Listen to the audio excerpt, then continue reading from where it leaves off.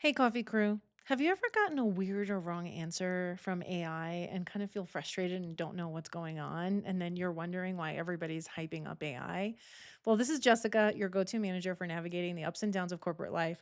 And we're kicking off this series about AI in the hopes of getting all of you to feel a little bit more comfortable and starting to use AI in your everyday life. So, today I want to talk about how AI sometimes doesn't always get it right. Right. And so there are two things, which is like a hallucination. So this is when AI gives you a wrong answer, and then drift, which is AI is basically a large language model and it's trained on a bunch of information. And is that information up to date?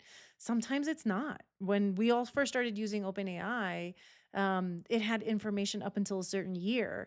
And so if you were trying to ask anything that happened after that point, it probably couldn't give you an answer. And in some cases, it might have given you a wrong answer.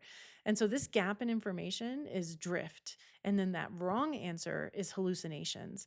And so it's really important to understand that AI can be used really well as long as you understand the limitations, sort of what was the large language model it was trained on. You understand that it could have some errors to it.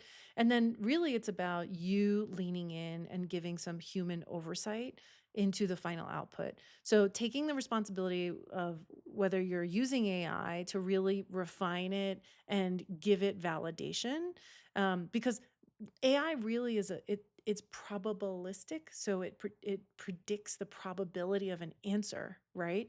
And in some cases it gets it right, in some cases it gets it wrong, and it depends on the information that was used to train it.